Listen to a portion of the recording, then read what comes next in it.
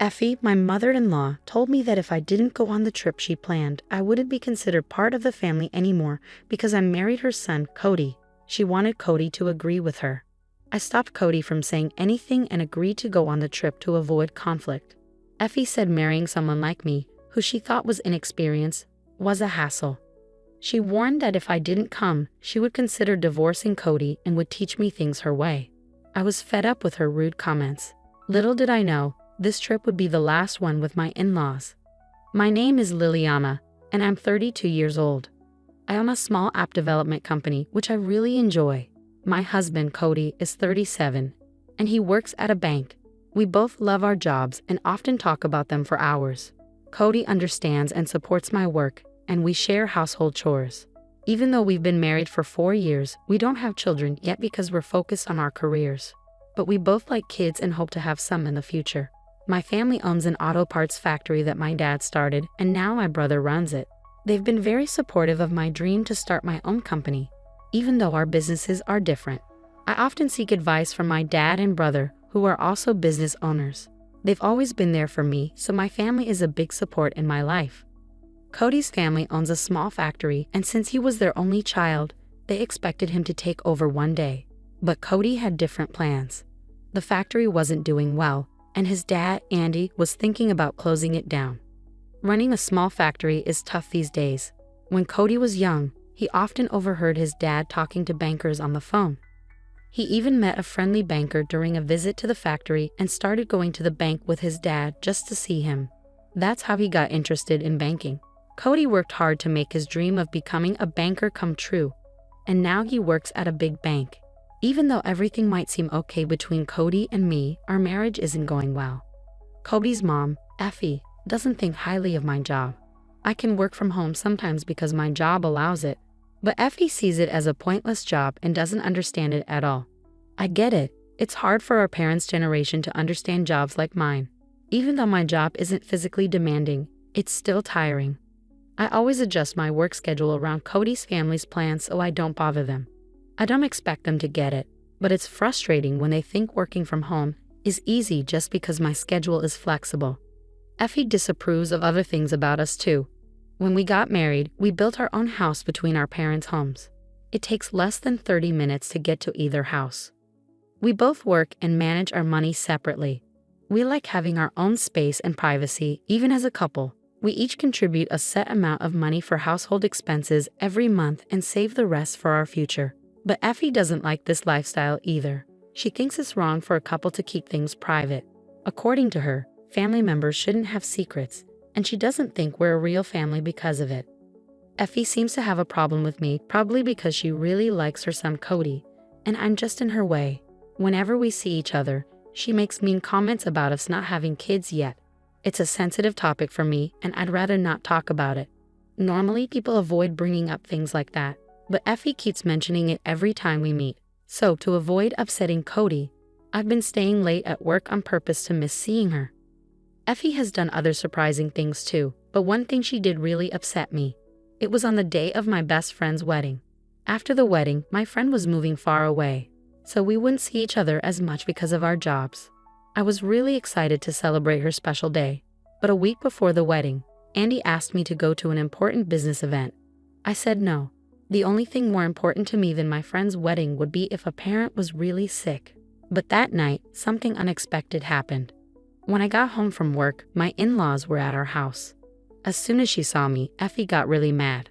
"Liliana, what's wrong with you? Saying no to Andy's request is rude. You're married to my son, so you should put family first. Your refusal is not okay. You need to think about what's important," she yelled at me. Cody was there too, but he didn't say anything. After finding out that the reception Andy asked me to attend was crucial for the future of the company, I understood the seriousness of the situation. But to me, my best friend's wedding was just as important. I explained to Effie, "I get what you're saying, but my best friend's wedding means a lot to me and I don't want to miss it. Plus, I don't even work for Andy's company." Even Cody joined in, saying, "Can't you make an exception this time? This is really important for the company's survival. I'm going to, and it's a family effort. We can make it up to you for missing the wedding. It's a family crisis. Can't you help us?" I was shocked to hear Cody say that. He knew how excited I was about the wedding. Then Andy added, "I understand Liliana's perspective, but this time we really need your help." The atmosphere made it hard for me to refuse. It wasn't just any reception. In the end, I reluctantly agreed to skip my best friend's wedding. I told my friend the truth and explained why I couldn't come. Thankfully, since I had talked to my best friend about my family situation before, she understood. In fact, she was more worried about me. I'm lucky to have such a caring friend. I felt really bad about missing my friend's wedding. But once I made the decision, I had to focus on making the reception a success. On the day of the event, Cody and I got to the venue early and tried to reach Effie, but she didn't pick up her phone for some reason. I started to worry about what to do, but finally, the in-laws showed up just 10 minutes before the reception was supposed to start. I was surprised to see them looking so messy, with untidy hair and wrinkled clothes. I was shocked and asked Effie, "What happened? Why do you look like this? Today's reception is important, isn't it?" She awkwardly replied, "I overslept, Liliana. Just make sure you behave yourself." I was really tempted to snap back with, "I don't need advice from you," but somehow, I managed to keep my cool. I have to give myself credit for staying calm during the reception. Effie, not great at talking politely, made a bunch of rude comments to our guests. She probably thought they were jokes, but their uncomfortable smiles showed they didn't find them funny.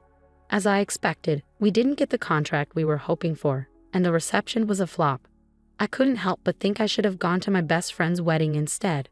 I was really angry that I got dragged into such a disaster, messing up my plans and causing problems with the in-laws. What made it worse was that they didn't admit they did anything wrong. They acted like it was the guests' fault for not sealing the deal after such a fancy reception. They said it was a good thing we didn't make a deal with such odd people. I couldn't believe how clueless they were. After that mess, I felt even more uncomfortable around my in-laws and started avoiding them. But there's one thing I can't get out of. Cody's family has this tradition of going on a family trip every year since he was a kid, and they still do it even though we're married now. Since we got married, I've been expected to join these trips, but I always end up doing all the boring stuff: driving, booking hotels, researching places to visit.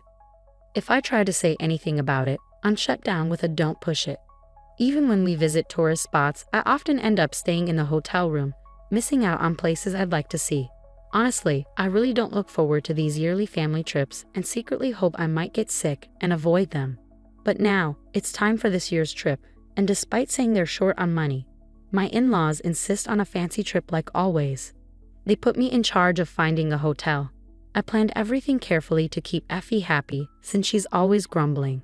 Since I don't drink, I'm always the one who ends up driving. But I don't mind because it means I don't have to listen to their conversations. But just before the trip, a crisis hit. I got a call saying my mom had collapsed and was in bad shape. With that news, going on the trip, even for a short while, wasn't an option. I panicked, knowing I needed to see my mom right away. Since it was the day before the trip, I decided to cancel and get ready to go to the hospital. Cody offered to come with me to the hospital, but I said no. It felt like he was suggesting my mom might not make it, and I didn't want to hear that. When Cody and I told Effie we couldn't go on the trip, she got really mad. Effie's words hit me like a ton of bricks. "You're saying you can't go on the trip I planned? If you don't come, you're no longer family. As my son's wife, it's common sense to prioritize the family trip, right?" "Right, Cody," she said, expecting Cody to agree.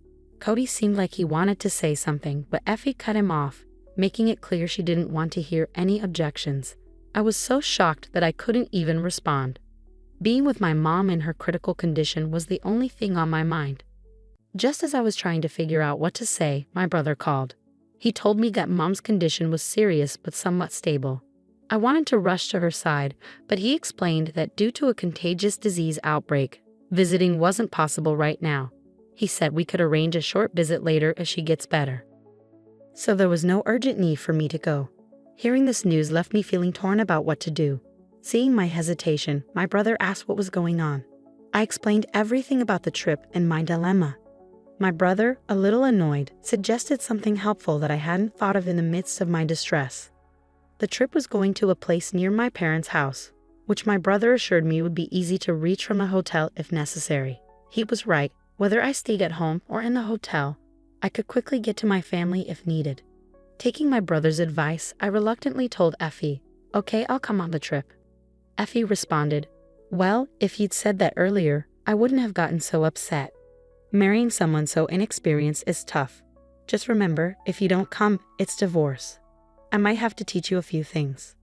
Cody seemed surprised, but we agreed to go, with the condition that I could leave for the hospital if necessary. Effie commented, it'd be a problem if our driver disappeared suddenly, wouldn't it? Good, you're part of the family now, so our needs come first. Remember your role as my son's wife. This trip is a big deal. It should be your priority. Her smug attitude and obvious excitement annoyed me, but I decided to put up with it to avoid more trouble. On the day of the trip, I was so worried about my mom that I couldn't stop checking my phone. Meanwhile, Effie was already drinking beer in the morning. As I drove, the back seat of my car turned into a party scene, with Cody surprising me by joining in the drinking. Even though it was unexpected, I reminded myself that everyone had rearranged their schedules for this trip. I thought it would be nice if everyone could enjoy themselves since we all made an effort to be here. During the trip, Effie's demands were constant, urgently needing bathroom stops or wanting to stop for more alcohol. I felt like I was being treated as a servant, but I decided to endure it. Then my phone rang. It was my brother, thankfully informing me that Mom had survived. Her condition had stabilized and she had regained consciousness. The diagnosis was a subarachnoid hemorrhage. However, I couldn't fully relax yet. There were worries about potential aftereffects. It was comforting to have my brother keeping me updated as I was feeling anxious. When I shared the news of Mom's recovery with my in-laws, Effie dismissed it, saying, if she's better, there's no need to bother us with such news. You're making a big deal out of nothing. Andy agreed, saying, exactly. Let's not spoil our trip with such grim news. We're here to have fun. I was disgusted that Andy shared Effie's view and didn't want to think of these people as my family. During the trip, they made a lot of noise in the hotel, drinking and partying, which was embarrassing. This incident deepened my distrust of my in-laws. Thankfully, Mom's condition remained stable, and there was no need to rush to the hospital, allowing us to finish the trip and return home. I felt relieved. While I was doing laundry at home, Effie showed up unexpectedly. She asked to use our dryer because they didn't have one. I was annoyed and told her, there's a laundromat with dryers. I have my own laundry to do, and I'm using it right now, so it's not possible. But she insisted, saying you're always so stingy. Once you're done, it's fine. I'll come pick it up tomorrow. Have it ready by then, and try to leave her laundry in our washroom. Cody stepped in, saying, Liliana is tired and has work tomorrow. It's not possible for her to help with the laundry. Let's go to a laundromat. Effie got angry, feeling like her son was taking my side. She left in a hurry, leaving the laundry behind and hurling insults as she slammed the door. Looking back, maybe if things had been different that day, the outcome might have changed. Later, Effie returned and said something unexpected. She told me, during the trip, I noticed something, Liliana. You seem unaware of being married to Cody. We might face similar situations in the future. Since we couldn't talk about it, I've decided that Liliana should make a decision. Then she placed a family contract and divorce papers on the table. I was speechless. What on earth was a family contract? It seemed ridiculous and confirmed my belief that she couldn't have a normal conversation. But Cody surprised me with his response. He said, I have something to say. If you keep forcing your opinions on us, I'll cut ties. I can't deal with this anymore. What do you think, Liliana?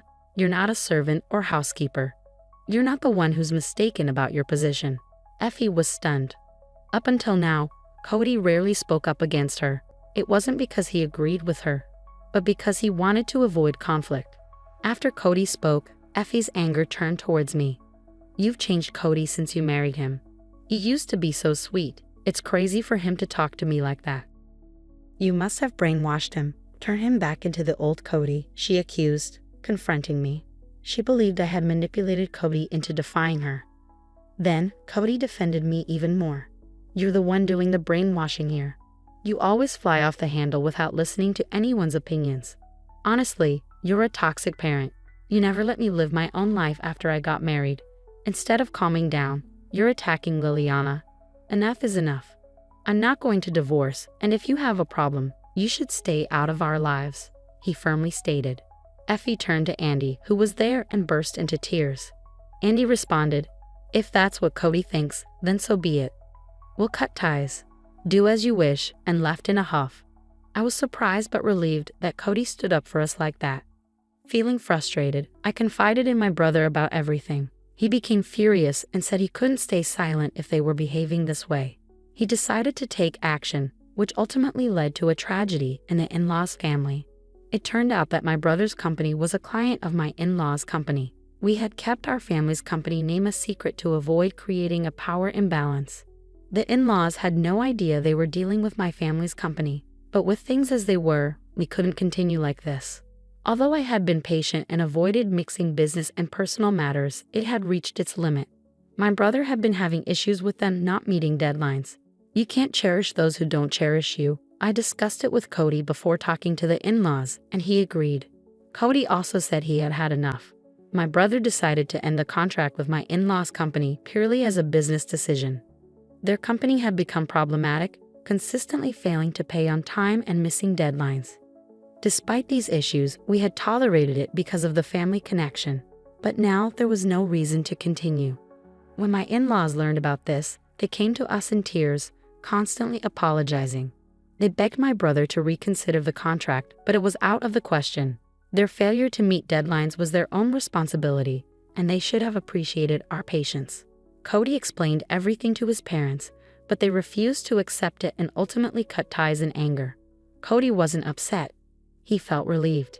He had been torn and exhausted, caught between us and his family. Since then, we've been living peacefully. I discovered that Cody had been financially supporting his family, but he stopped doing that now. Even before this incident, their family factory was struggling and was close to shutting down due to debts. I also found out that Cody had been paying for those yearly trips for his family. It's surprising how they could act that way, using someone else's money. Now, Cody's parents are living more modestly, and Effie has started working recently. It's quite unexpected to see her, who used to consider herself a president's wife, now working. One day, I witnessed Effie being reprimanded while doing a cleaning job. Although I initially felt it might be karma, I couldn't help but feel sorry for her. Perhaps through this experience, she'll learn about the realities of life and hopefully change for the better. As for us, work is going smoothly. We haven't had children yet, but we're content with our jobs and life feels fulfilling. We're planning a trip abroad for our next vacation. For now, we're enjoying life without the added responsibility of children.